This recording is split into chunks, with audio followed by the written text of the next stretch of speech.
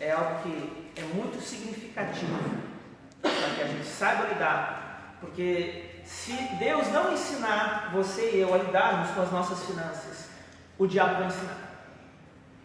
E muitas vezes as pessoas, porque estão feridas, estão com mau testemunho diante dos olhos delas, elas travam o seu coração não para o homem, não para as coisas da terra, mas para as coisas de Deus.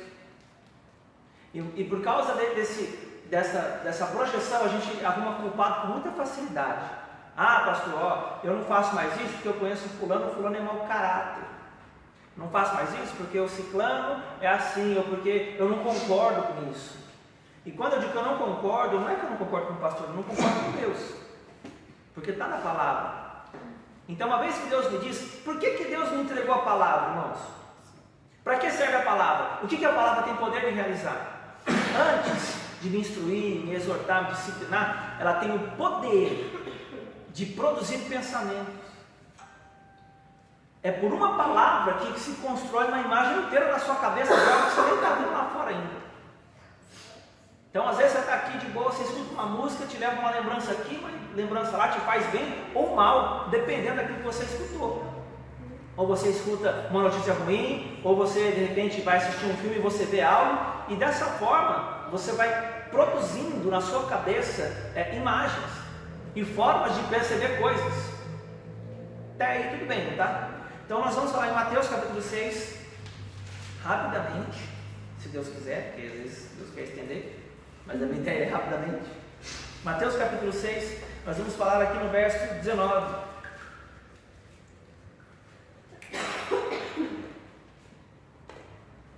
Mateus 6, verso 19 diz para nós o seguinte: não acumuleis para vós outros tesouros sobre a terra, onde a traça e a ferrugem corroem, onde os ladrões escavam e roubam.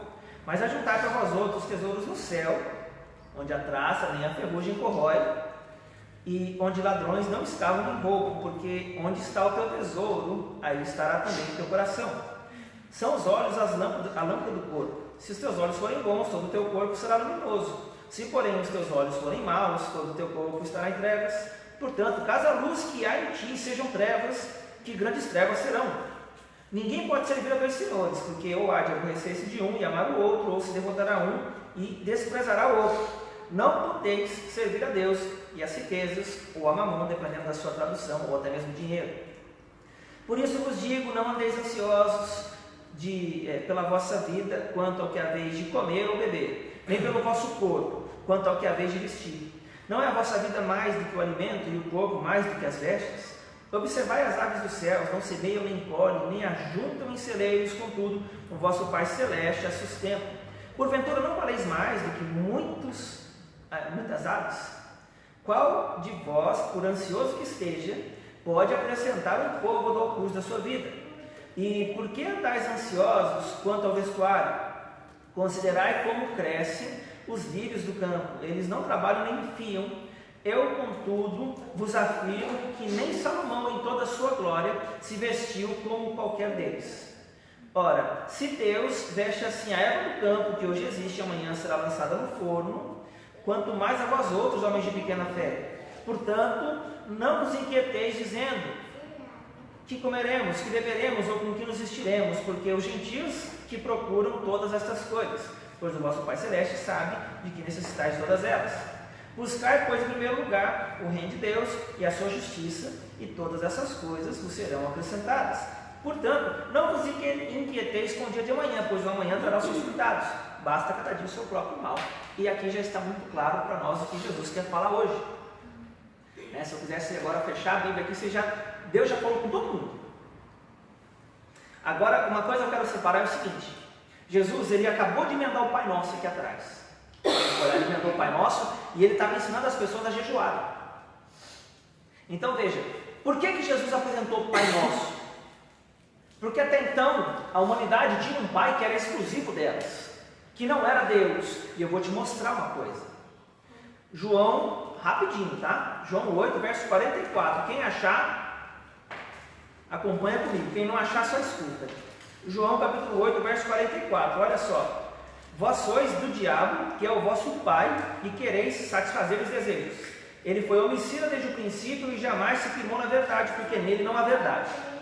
Quando profere ele mentira, fala do cria próprio, porque é mentiroso e pai da mentira. Então olha que interessante, Jesus, como Filho de Deus, ele é a própria verdade, e ele chega e está apresentando um Pai, Pai nosso. O Pai da verdade, ele é o quê? Ele é verdade também. Mas Jesus chamou a oração inclusiva. O que é isso? Ele colocou as pessoas como filhas de Deus numa condição em que elas ainda não eram. Por quê? Porque Jesus estava ensinando eles a orarem como um intercessor. Quando você pega uma pessoa que ainda não é algo, você vai orar por ela e vai apresentar para ela um pai. Só que para você apresentar ela um pai, você precisa primeiro levar ao pai genuíno, ao pai nosso, ao pai verdadeiro, para que ele, através do que você ensinar, ele possa usar essa palavra para convencer a pessoa de que Deus ele não é somente Deus, ele é pai. Então o pai é uma expressão amorosa do nosso Deus. O Pai não é a única faceta de Deus, porque Deus é Senhor, Deus é Pai, Deus é Juiz. Então Deus tem várias formas de se expressar na humanidade, e dentre elas Jesus veio revelar o Pai, porque eles não conheciam o Pai. Então nesse contexto, Jesus fala de perdão, ele ensina as pessoas a jejuarem, e então ele vem dizer o seguinte, no verso 19: não acumuleis para vós outros tesouros sobre a terra, onde a traça e a ferrugem corroem, e onde os ladrões escavam e roubam, mas ajuntai para vós outros tesouros no céu, onde a traça e a ferrugem não corroem, e onde os ladrões não escavam nem roubam, porque onde está o teu tesouro, onde está também o teu coração. Então o que é interessante olhar aqui? Que Jesus ele não fala para você não ter, ele fala para você não acumular. Porque já a tendência do ser humano é mais, eu quero ter. Então o negócio dele é ter. Então ele quer ter muito. E isso é uma fonte inesgotável de suprimento. Porque, na verdade, é uma fonte insaciável, não é inesgotável, insaciável a palavra. Porque quanto mais você tem, mais você quer. Hoje eu quero uma roupa nova, vai lá e compra. Agora eu quero outra. Não, agora eu quero outra, agora eu quero um sapato, agora eu quero um perfume, agora eu quero viajar, agora eu quero uma casa, um carro, eu quero, e aquilo nunca está bom para você. Sempre vem algo lá na frente que vai vindo, você vai alcançando e não está bom. É ou não é verdade? Então, Jesus estava certo aqui, não é um problema nosso agora, é um problema antigo. Agora, olha que interessante, onde a traça e a ferrugem corroem, onde os ladrões escavam e roubam. Mas ajuntai para vós outros tesouros no céu, onde traça e ferrugem não corrói, e onde os ladrões não escavam nem roubam, porque onde está o teu tesouro, ali estará também o teu coração. Então, olha que coisa interessante. Quando a minha saciedade, a minha paz, ou como nós lemos no verso 25 ali, a minha ansiedade está nas coisas da terra, Jesus vai dizer que o meu coração está aqui. Então ele está ligando a ansiedade a um tipo de Senhor no qual eu tenho servido. Presta atenção, Jesus está ligando a ansiedade a um tipo de Senhor o qual eu tenho servido. Está no contexto. Então olha só o verso 21. Porque onde está o teu tesouro, ali estará também o teu coração. São os olhos a lâmpada do corpo. Se os teus olhos forem bons, todo o teu corpo será luminoso. O que ele está falando agora? Ele está no contexto de acúmulo de posses. Ele está dando um endereço. Primeiro você tem que buscar as coisas de dentro, as coisas do céu, e não as coisas da terra. Ele está falando sobre isso. Então ele fala assim: se os teus olhos forem bons, todo o seu corpo será luminoso. Então o que ele está comparando aqui agora? Verso 3. Se porém os teus olhos forem maus, todo o teu corpo estará em trevas. Então, duas situações: ou são olhos bons, ou são olhos ruins. Quais são os olhos bons? Aqueles que são carregados de pensamentos segundo o coração de Deus. Quais são esses pensamentos? Abre comigo em Filipenses capítulo 4. Vamos lá ver. Filipenses capítulo 4. Olha o verso 8.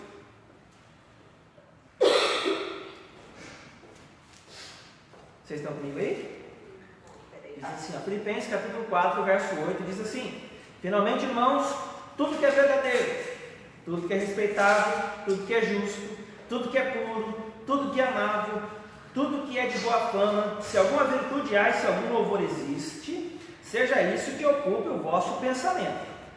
O que de mim, o que também aprendestes e recebestes e ouvistes e vistes em mim, isso praticai, e o Deus da paz será convosco. Olha que coisa interessante.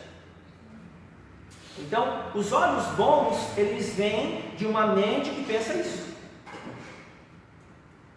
Agora, volta um pouquinho, vai lá para o versículo 6, aí de Filipenses 4.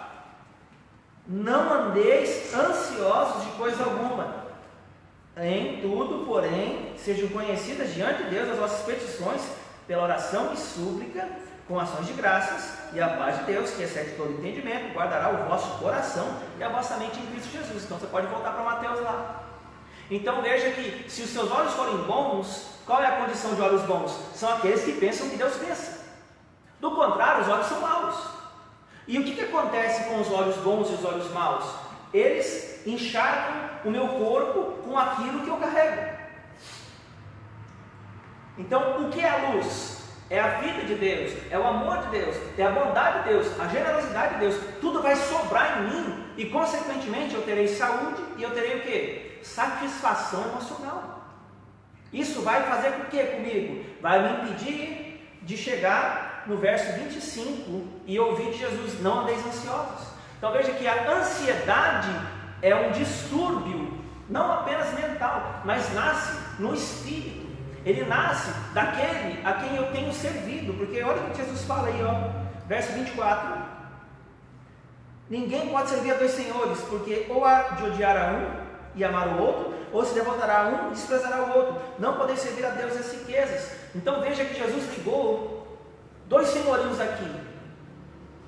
O primeiro deles, ele emenda aqui, que ele está falando que é dos pensamentos bons. Se nós falamos, seus olhos forem bons, todo teu corpo terá luz. Mas o segundo, ele produz ansiedade. Quando os meus pensamentos são iguais aos do diabo, e não são iguais aos que nós lemos em Filipenses, tudo que eu tenho para mim é o desejo de acumular e ficar ansioso por ter mais. Eu só estou falando do contexto. Então, quanto mais eu quero, quanto mais eu busco e quanto mais eu me deixo levar por esses impulsos, mais ansioso eu fico. Consequentemente, quem está regendo e sentado no trono do meu coração é Mamon. Por mais, não, eu sirvo a Deus, pastor, eu canto, eu louvo, eu prego, eu vou todo dia para a igreja, faço isso, eu faço aquilo, mas o seu coração não está com Deus sentado. Quem está sentado lá é Mamon. A ansiedade é isso. Então, isso é assim, o papo hoje não é esse, mas eu quero dizer o seguinte: o que me impede de responder o que Deus manda é justamente quem governa o meu coração. Porque quando Deus manda, Deus te dá a chance de cultuá-lo através dos dízimos, das ofertas, primícias, ou ofertas de gratidão, não sei, depende do que Deus tocar você, e você não vem, é sinal de que existe um Senhor que está maior do que a palavra de instrução. E Ele trabalha no nível da vontade. Então caminha comigo aqui. Ninguém pode servir a dois senhores, porque há de aborrecer-se de um e amar o outro, ou se devotará a um e desprezará o outro. Não poder servir a Deus e as riquezas. Então Deus diz doe, o diabo diz acumule. Deus diz seja generoso, o diabo diz seja avarento. É essa a condição. Então ou você está para a direita, ou você está para a esquerda, não tem como você andar no meio termo. Vocês entendem? Então é isso que Jesus está tratando aqui. E aí ele vai emendar todo um contexto de ansiedade. 25: por isso vos digo, não andeis ansiosos pela vossa vida, quanto ao que haveis de comer, nem pelo vosso corpo, quanto ao que haveis de vestir. Não é a vida mais valiosa do que o alimento, e o corpo mais do que as vestes? Observar as aves dos céus, não semeiam, nem colhem, nem ajuntam em celeiros, contudo o vosso Pai Celeste as sustenta. Porventura não valeis muito mais do que as aves? Qual de vós, por ansioso que esteja, pode acrescentar um covo do curso da sua vida? E por que andais ansiosos quanto ao vestuário? Considerai como crescem os lírios do campo, não trabalham nem fiam. Eu, contudo, vos afirmo que nem Salomão em toda a sua glória se vestiu como qualquer deles. Ora, se Deus veste assim a erva do campo, que hoje existe e amanhã é lançada no forno, quanto mais a vós outros, homens de pequena fé. Então veja que a fé, ela me guarda da ansiedade. Jesus, ele está sendo claríssimo. Então, sabe, tem gente que não dorme, não consegue fazer nada porque tem uma coisa para fazer. Então, esse tipo de coisa é o que Deus quer corrigir em mim, porque isso me impede de servir. Eu não estou preocupado com hoje, estou preocupado com amanhã. E eu nem resolvi o hoje ainda. Uma vez um pastor disse que depressão é o excesso de passado e ansiedade é o excesso de futuro. E foi muito sábia a colocação dele.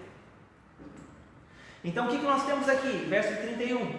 Portanto, não vos inquieteis dizendo que comeremos, ou que beberemos, ou com que vestiremos. Porque os gentios é que procuram todas essas coisas, e o vosso Pai Celeste sabe que necessitais de todas elas. Aí Jesus vai dar um antídoto agora, verso 33. Buscai, pois, em primeiro lugar, o seu reino e a sua justiça, e todas essas coisas serão acrescentadas. Portanto, não vos inquieteis com o dia de amanhã, pois o amanhã trará os seus cuidados. Espera aí, Jesus não está falando que amanhã não vai dar certo, não.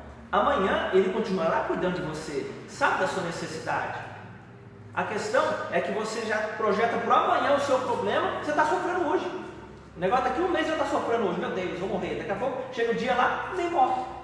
Você está bem. E você sofreu um mês por uma coisa que nem aconteceu. Então isso aí é sinal de quem está exercendo o senhorio dentro do seu coração. Nossa, pastor, nunca ouvi isso. Então ouve a primeira vez e agora e vá para o Senhor. Pastor, me ajuda a vencer isso. Porque Deus não quer que você caminhe com isso, porque isso tem poder de governar. Existe um Senhor por trás da ansiedade. Estão entendendo como é que isso funciona? Então olha só, vamos continuar aqui. Então, buscar, pois, em primeiro lugar o reino de Deus e a sua justiça, e todas essas coisas serão acrescentadas. Aí, pastor, o que é o reino de Deus? Vamos lá, Romanos capítulo 14, verso 19, e nós vamos encerrar a palavra de finanças por aqui, por enquanto. Romanos capítulo 14, versículo 19. Na verdade, versículo 17. Todos estão comigo? Porque o reino de Deus não é comida nem bebida, mas justiça e paz e alegria no Espírito Santo. Aquele que deste modo serve a Cristo é agradável a Deus, aprovado pelos homens. Assim, pois, seguimos as coisas da paz e também as da edificação de uns para com os outros. Então, olha que interessante. O reino de Deus ele é uma condição interior. Justiça, paz e alegria no Espírito. E não no acúmulo das posses, ou nas circunstâncias, ou nas situações, ou no que eu tenho ou no que eu não tenho. É em Deus. Quando eu atinjo esse nível no reino, é sinal de que Jesus se assentou no centro do meu coração. Eu não tenho falta de nada. E não ter falta não quer dizer que você tem aquilo em mãos, mas quer dizer que você é tão suprido a ponto de não sentir falta de nada. Então, como que Deus enxerga a ansiedade? A ansiedade, ela vamos colocar na condição de Cristo para comparar. A ansiedade, ela é uma espécie de fruto mal oriundo de Mamon. A paciência é o que Deus usa para trabalhar a ansiedade. Então, o que acontece? Deus, quando quer tratar a sua ansiedade, ele estica o tempo. E não é porque Deus não está ouvindo, é porque Ele tem que tirar isso dentro de você. Ele tem que tirar isso, então Ele só vai tirar isso de você quando você entender. Porque a questão não é quando você vai ter, mas é se a ansiedade vai sair do seu coração, porque o negócio já é seu. O que você quer já está disponível. Só que o que acontece? Deus não vai te entregar com um coração assim. Porque Deus quer você. A gente acha que Deus quer nossas coisas, mas Deus quer você. Então, quando você traz algo para Deus, na verdade, o que Ele está se agradando não é o que você está trazendo, é que você está vindo e seguindo a palavra dEle. É aí que está a chave. Fala, nossa Deus, eu tenho tão pouco, hoje tem R$1, mas o fato é que você está vindo, está seguindo, é a palavra dEle. Mas Deus, hoje eu não tenho nada. Mas Deus viu que você tinha uma disposição no coração de fazer algo. O lance não é você como homem, nossa, ninguém vai ver que eu estou ofertando, vão pensar que eu sou avarento. Esquece isso. Você cultua Ele. E também não traga para aparecer. Traga que você serve o Senhor. Entende? Então, o que Deus quer somos nós. Ele nos comprou, não comprou as coisas que nós temos. Ele fez tudo. Ele amou o mundo. O mundo quer dizer tudo, mas salvou é nós mesmos, porque o mundo ele vai criar de novo. Está claro isso por enquanto? Então, se você trouxe o seu dízimo na sua oferta, tem, acho que, não tem. Tem aqui. Tem um envelope. Tem ali também, ó, se quiser pode pegar ali, fica à vontade. E independente de qualquer coisa, tenha em mente que o Senhor, Ele não precisa das nossas finanças. Não é esse o pensamento que eu tenho que ter na hora que eu trago. É que ele avalia, é a minha resposta ao que eu aprendo. É assim que Deus avalia, não é o valor e nem o que eu faço, é o que eu estou respondendo. Não dê mais do que você pode, mas também não dê menos do que você pode. Essa é a ideia. Deus quer que a gente tenha ou aprenda a ter um coração voluntário e generoso. Amém, igreja? Amém.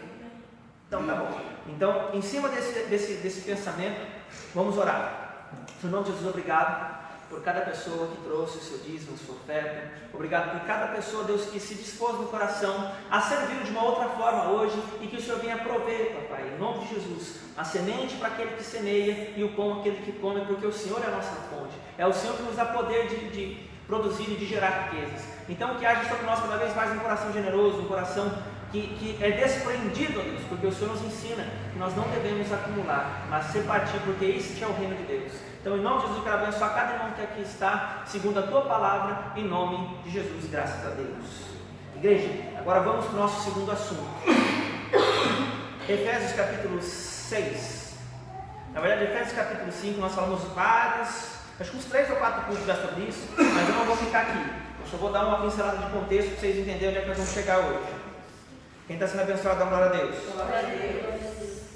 Maravilha. Então agora que o seu coração mude para responder ao Senhor. Daqui para frente, que a sua vida seja uma vida de adoração e graça e gratidão a Deus, na verdade.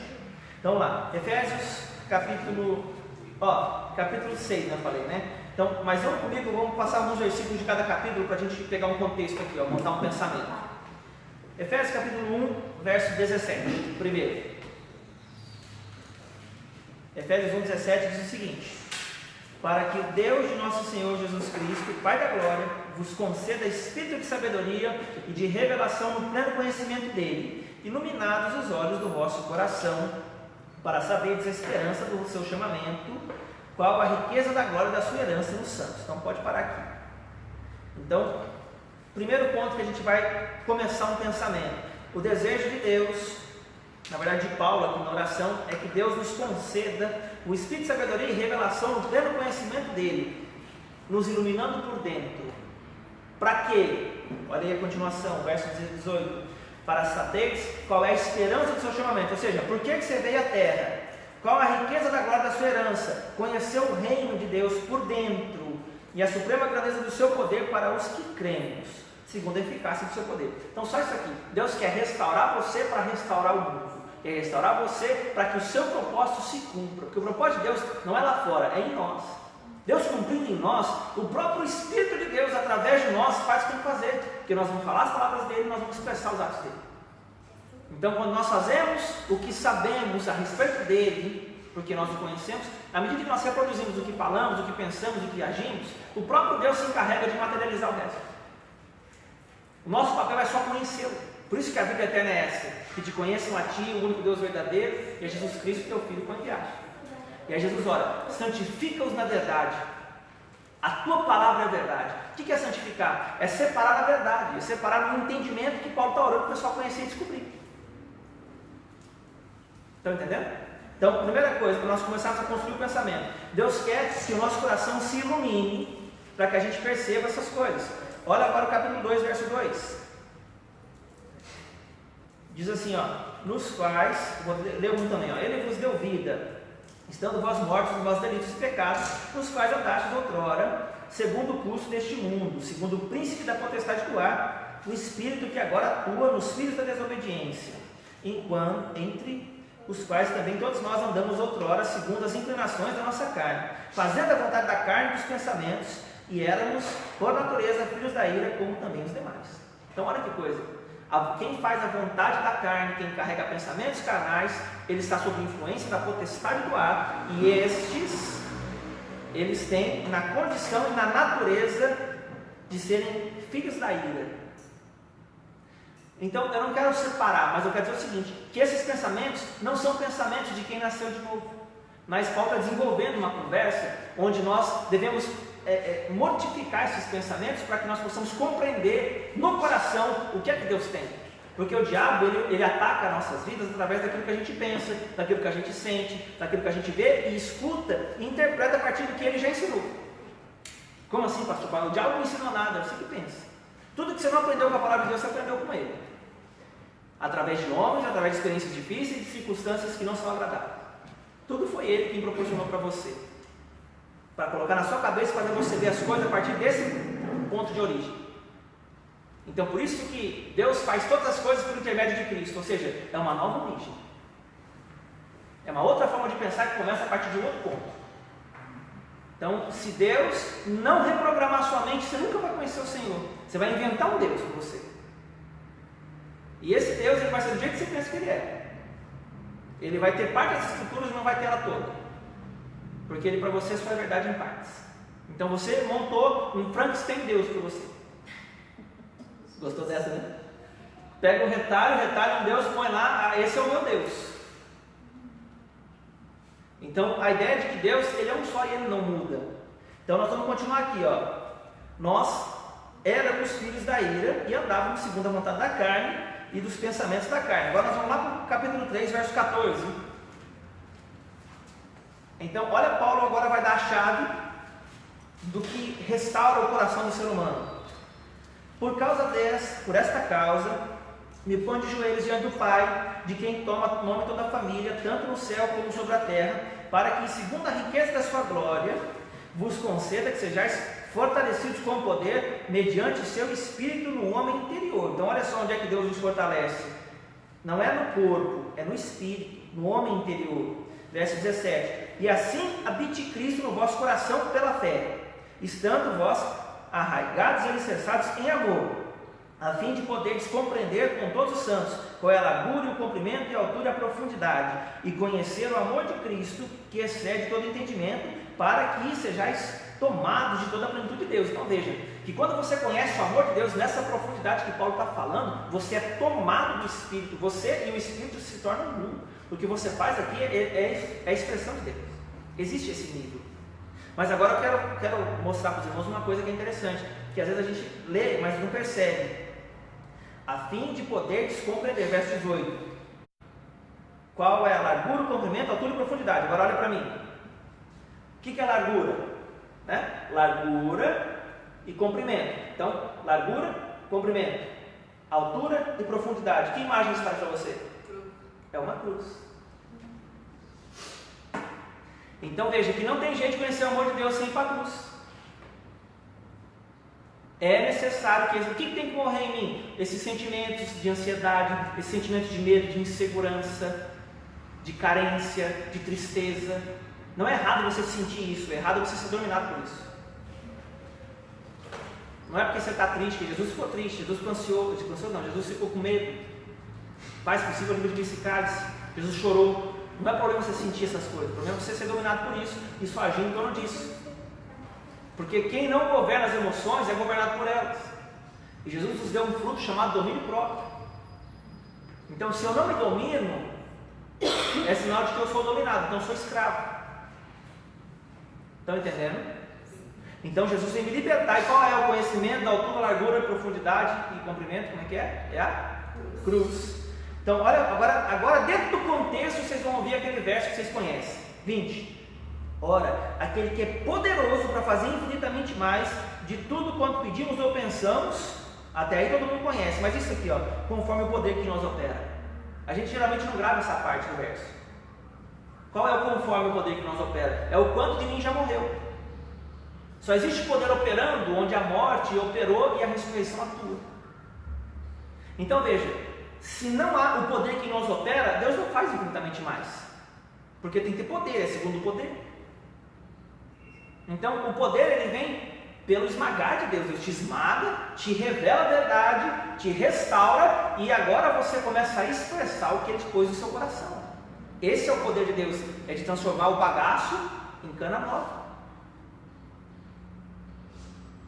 Então Deus ele reconstrói as coisas a partir da destruição delas. Deus criou todas as coisas a partir do caos. No princípio criou Deus os céus e a terra era assim informe e vazia.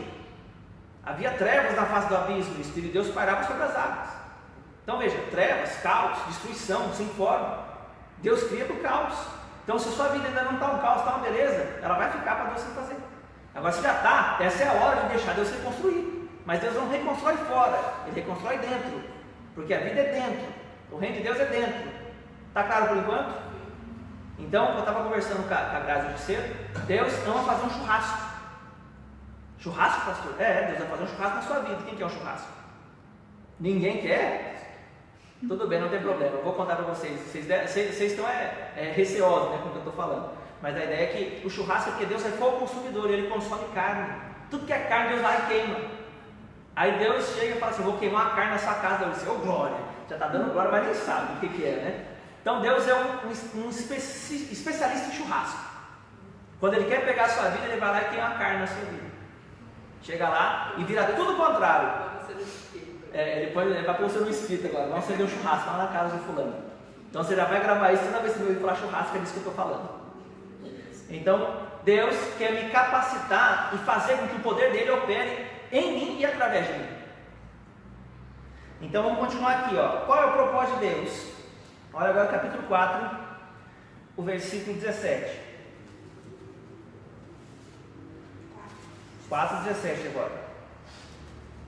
Diz assim: isto, portanto, digo e no Senhor testifico, que não mais andeis como também andam os gentios, na vaidade dos seus próprios pensamentos, obscurecidos de entendimento, alheios à vida de Deus, por causa da ignorância em que vivem, pela dureza do seu coração, os quais, tendo se tornado insensíveis, se entregaram à dissolução, para com avidez cometerem toda sorte de impureza. Mas não foi assim que aprendestes a Cristo, se é que de fato o tendes ouvido e nele fostes instruídos, segundo a verdade em Jesus. No sentido de que, quanto ao trato passado, deixa eu parar aqui, trato passado, irmãos, às vezes a gente lê e também não presta atenção. O trato passado, que ele fala aqui, a palavra no original, ela traz uma ideia de as coisas girarem em torno de mim. Então, o trato passado, ele é expressão de egoísmo, para resumir fica fácil.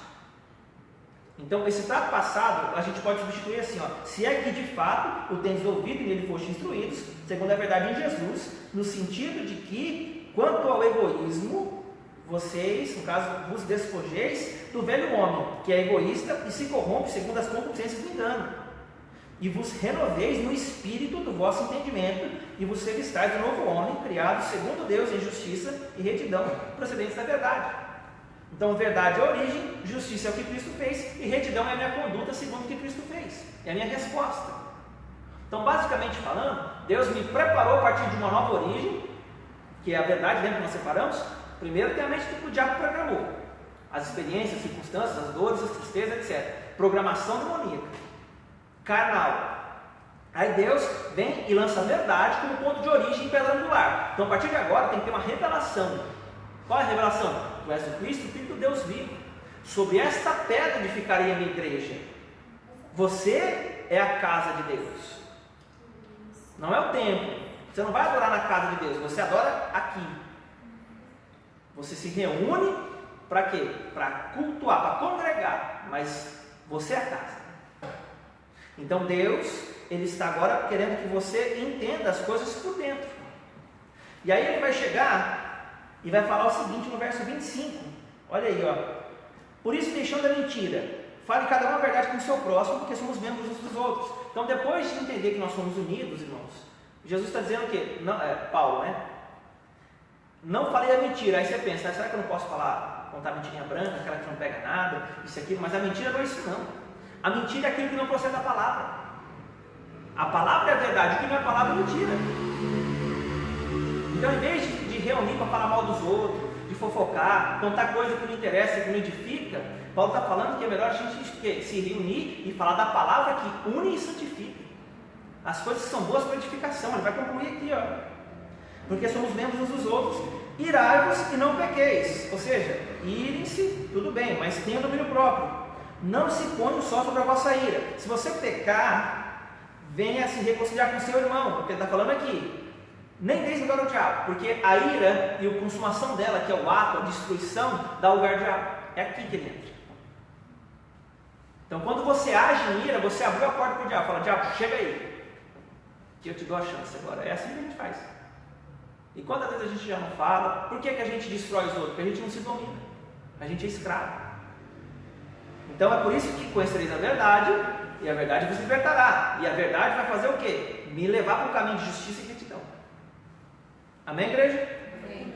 Então vamos continuar aqui. Aquele que furtava, não furte mais, trabalhe fazendo com as próprias mãos o que é bom. Por que você vai trabalhar e fazer o que é bom? Para que tenha com que acudir o necessitado, ou seja, para repartir. Não saia da vossa boca nenhuma palavra torpe, e sim unicamente que for boa para edificação. Olha aí, nós falamos. Conforme a necessidade, e assim transmita graça aos que ouvem. Então, palavra torpe. Tem gente que acha que a graça de Deus não transforma o vocabulário. E transforma. Muda a sua forma de falar, muda as palavras que você fala. Ela muda sim. Ela é poderosa para santificar você. E santificar é separar na verdade, é falar coisas que Deus falaria. Então Deus purifica a sua forma de falar, a sua forma de pensar, a sua forma de sentir. Esse é o poder do Evangelho. E é isso que Deus tem para a nossa vida. Amém? Então olha só, vamos continuar aqui então. Verso 30. E não entristeçais o Espírito de Deus, no qual foi selado o poder da redenção. Como que eu entristeço? Longe de vós toda amargura, e cólera, e ira, e gritaria, e blasfêmias, e bem como toda malícia. Então essas coisas entristecem o Espírito. Então o que eu carrego faz o Espírito se apartar de mim, porque eu não consigo discerni-lo querendo me socorrer. Eu quero fazer as coisas do meu jeito e não quero deixar Deus agir e trabalhar em mim, porque Deus trabalha com processos, irmãos. As coisas na sua vida estão como estão, porque Deus está trabalhando em você. Aí você quer resolver as coisas, quer fugir do problema, em vez de ficar lá e empeitar isso. A gente tem que ser homem e mulher de Deus, de responsabilidade, de propósito, para enfrentar Deus. Qual que é o problema? Porque Deus vai te mostrar, ó, você é isso, você é isso, você é aquilo. Ele vai te mostrar, porque se Ele não te mostrar, você não encontrou com Ele ainda. Você não teve encontro com a glória de Deus, eu te provo isso. Vamos comigo para Isaías capítulo 6. Vamos lá ver. Isaías foi um dos primeiros caras que viram a glória de Deus pessoalmente. Isaías capítulo 6. Quem se encontra com a glória de Deus de verdade vai ver algo semelhante ao que Isaías viu. Isaías capítulo 6, versículo, deixa eu ver aqui, vamos ler a partir do versículo 1. No ano da morte do rei Uzias, eu vi, Isaías falando, eu vi o Senhor assentado sobre um alto e sublime trono, e as abas das suas vestes enchiam o templo. Serafins estavam por cima dele, cada um deles tinha 6 asas, com 2 cobriam o rosto, com 2 cobriam os pés e com 2 voavam. E clamavam uns para os outros, dizendo: Santo, Santo, Santo é o Senhor dos Exércitos, toda a terra está cheia da sua glória. As bases do limiar se moveram à voz do que clamava, e a casa se encheu de fumaça. Então disse eu: ai de mim, estou perdido, porque sou homem de lábios impuros, e habito no meio de um povo de impuros lábios, e os meus olhos viram o Rei, o Senhor dos Exércitos. Então quem tem um encontro com a glória de Deus vai olhar para cima e falar: ai de mim, meu Deus, eu sou assim, e ainda habito no meio de gente assim, porque eu te vi. Então quem vê a glória de Deus vai olhar para si. Eu sou o problema, eu preciso ser resolvido. Não é A, nem B, nem C, sou eu. Por quê? Porque eu vi a glória de Deus.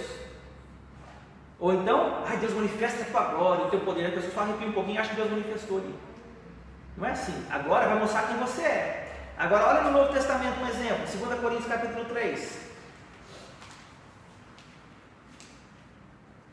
Segunda carta aos Coríntios capítulo 3. Os irmãos da internet que ainda vão assistir aí, que eu sei que tem muito irmão que gosta de falar da glória de Deus, ver a glória de Deus, hoje você está vendo a glória de Deus. Que o Senhor te abençoe e te fortaleça. Olha lá, 2 Coríntios capítulo 3, verso 18. Ó, na verdade eu quero puxar o contexto. Olha comigo o versículo 14, do 14 até o 18. Nós vamos ler aqui, ó, 2 Coríntios 3, 14. Graças, porém, a Deus, que em Cristo sempre nos conduz em triunfo, por meio de nós, manifesta em todo lugar o seu... Não, peraí, é o 4, irmãos, perdão. Eu que falei errado aqui, é o 4. Cadê aqui? Não é o 4, é o 3 mesmo, eu que fiz bagunça, perdoa de novo. 2 Coríntios, capítulo 3, verso 14. É o capítulo 3, eu estava lendo 2. Mas os sentidos deles se embotaram, pois até o dia de hoje, quando fazem a leitura da antiga aliança, o mesmo véu permanece, não lhes tendo revelado que em Cristo é removido. Mas, até hoje, quando ali do Moisés, o véu está posto sobre o coração deles. Então, onde está o véu? No coração. Quando, porém, algum deles se converte, o véu lhe é tirado. Então, olha só qual que é o truque, hein? Se não se converter, fica com o véu no coração ainda. Ora, o Senhor é o Espírito, e onde está o Espírito do Senhor, ali é a liberdade. E todos nós, com o rosto desvendado, ou seja, convertidos, contemplando como por espelho a glória do Senhor, somos transformados de glória em glória na sua própria imagem, como pelo Senhor o Espírito. O que ele está falando aqui? Que quando você se converte, você tem chance de ver a glória de Deus. Se você não for convertido, você nunca vai ver. Então, qual é o problema de muitos ministérios hoje? As pessoas não são convertidas. Elas gostam de Deus, falam de Deus, parecem boas pessoas, mas daqui dentro o véu nunca saiu. Então, todos nós com o rosto desvendado, o que é isso? Convertidos. Contemplando como? Por espelho, lembra? Se eu colocar um espelho aqui, quem consegue se ver? Eu me vejo, vocês não me veem. Agora, se eu fizer assim, aí vocês se veem. Então, a glória de Deus, ela faz eu olhar para cá e me ver. Ela não faz eu ver o próximo. E por que eu só vejo o próximo? Entende? Então, eu não tive encontro com a glória de Deus ainda. Eu preciso ter. Então, o Senhor vai visitar você. O Senhor está falando isso hoje porque Ele quer entrar na sua vida de uma forma que você nunca sentiu antes. Mas é para mexer com as estruturas. Então, quando você escuta às vezes uma palavra dessa, você sai, nossa, meu Deus, Deus falou comigo. Mas a sua vida nem sempre ela vai dar uma resposta prazerosa como a que você sentiu quando ouviu. Porque a palavra, quando ela entra para você aprender, mas quando ela desce, ela vem ajustar tudo que está errado. Então, como eu e a minha circunstância e o que eu penso somos um, quando a palavra de Deus entra com a revelação, ele vai abalar a situação. Então, o problema vai gerar um problema na sua vida. Mas não é porque Deus está fazendo mal para você, não, nem porque o diabo se levantou. É porque Deus começou a corrigir e Ele precisa pôr para fora do seu coração o que está aí.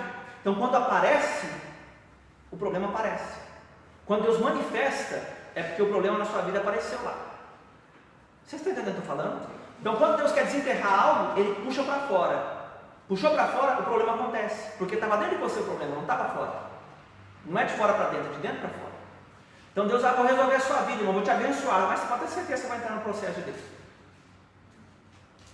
E tenha isso como motivo de alegria. Porque quando você entende o processo, você agradece em vez de reclamar, você fala, Deus me preparou para receber o que eu quero. Você não está perdendo tempo, Deus não tem nada contra Deus. Às vezes você deve pensar assim, Deus tem nada a fazer, está prejudicando minha vida. Claro que não. Deus decidiu dar atenção para você porque Ele quer te preparar para o que você está pedindo. E para coisas maiores do que você pode pedir. Pensar, entender e viver. Deus não tem um caminho de derrota, de miséria, de tristeza, de mágoa para você. Tem processos, mas uma hora acaba.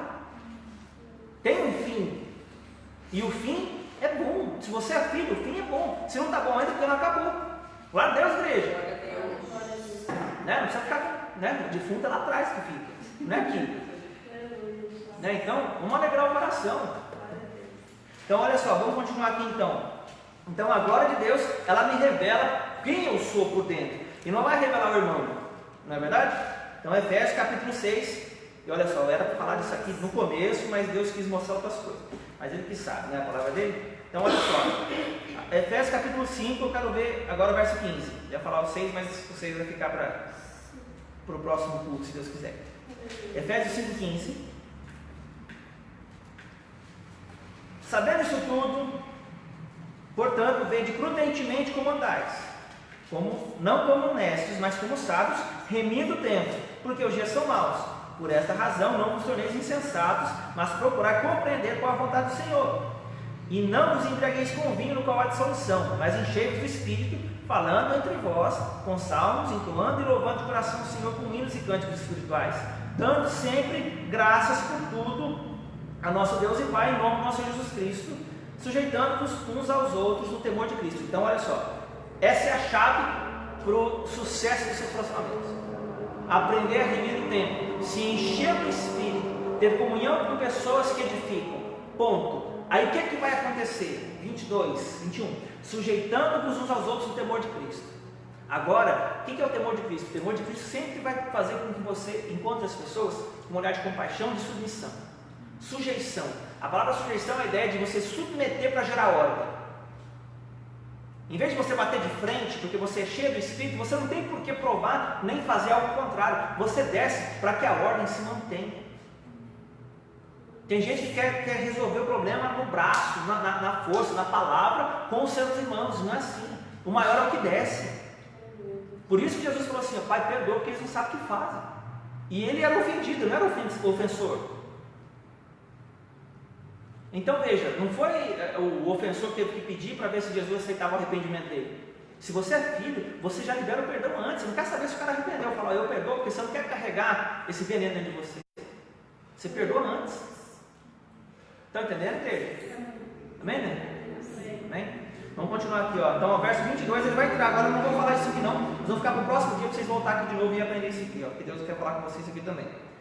Olha só, aí Paulo vai entrar, no 22 ele vai falar sobre a submissão da mulher no casamento, né? O amor que o homem deve responder a ela. Vai falar sobre o relacionamento entre pais e filhos. Ele vai falar sobre servos e senhores. E ele vai falar o quê? A respeito da armadura de Deus. Então, no contexto de se encher do Espírito, dos relacionamentos todos, o que vai acontecer agora? Paulo vai concluir e vai falar assim: ó, irmãos, quanto ao mais, ou seja, quanto aos relacionamentos diversos, é assim que funciona. Sede fortalecido do Senhor e na força do seu poder. Então, se você quer ser bem sucedido nos seus relacionamentos e não cair no que ele fala no verso 11: revestimos de toda a armadura de Deus para poder ficar firmes contra as ciladas do diabo. Ele fala que o diabo arma cilada no meio do relacionamento. As ciladas do diabo estão no meio dos relacionamentos promissores, no meio da família e do trabalho. E a gente vive reclamando, porque não entende, porque está faltando se encher do Espírito para discernir. A gente vive no mundo da lua. O diabo deita, rola, engana, sopra, não estou acertando o que ele propõe. Aí eu repreendo o diabo em nome de Jesus. Não, irmão, você tem que morrer. Tem que se arrepender desses negócios aí para Deus te ajustar. Porque não adianta repreender o diabo e não ter arrependimento. Por quê? Porque a porta que tem para o diabo entrar é a ira. É o quê? É o pecado. Se fecha o pecado, acabou a porta, o diabo não tem para onde entrar. Ele é um ser legalista. Ele precisa te acusar de algo. Se ele não tiver acusação, ele não tem para onde entrar. Ele não consegue acusar Cristo, não achou nada em Cristo.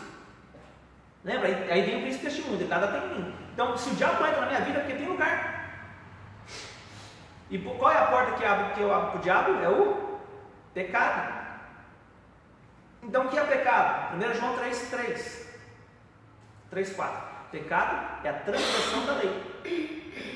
Então, cada vez que eu quebro a lei de Deus, o diabo pode entrar. Então, eu preciso entender e conhecer o Senhor, para que o Espírito dele venha inserir essa lei no meu coração e eu passe a me expressar conforme ele me chamou para ser, não conforme eu sempre pensei. Eu preciso me revestir do novo homem. Então, depois você vai na carta aos Efésios, Deus vai falar contigo. Tem muita coisa aqui que não dá tempo de falar agora, mas o Senhor vai te esclarecer isso. Amém, igreja? Amém. Glória a Deus. Glória a Deus. Todo mundo foi abençoado? Está abençoado? Amém. Amém, né? Então vamos orar. Vamos ficar em pé, vamos orar. Senhor, muito obrigado pela tua santa palavra. Obrigado porque o Senhor sempre fala, educa, disciplina, exorta, e porque o Senhor ama com um intenso amor, Deus, com amor furioso, a tua igreja. O Senhor é zeloso por nós, nós te agradecemos, porque nós somos teus filhos, mas quando congregamos, nós somos a tua noiva. Então eu peço que o Senhor venha a fortalecer meus irmãos, que o Senhor venha a fortalecer também os seus corações, ó Deus. Liberta-os do engano, da mentira, liberta-os de todas as mentiras do diabo, em nome de Jesus. Que o Senhor venha a implantar essas palavras no espírito deles e que haja uma renovação, Deus, em nome de Jesus, que a tua bondade venha sobre eles, que eles não sejam mais enganados nem confundidos, que eles venham a abandonar a dureza de coração, papai, em nome de Jesus, que conheçam o Senhor genuinamente, porque só a tua verdade liberta. Em nome de Jesus, faz o que eu não posso fazer e obtenha glória para si, porque o Senhor nos se entregou por nós. Então abençoa os irmãos da internet, abençoa aqueles que ainda vão ouvir, em nome de Jesus, amém e amém. Quem assistiu? Ninguém? Então, graça e paz, um abraço.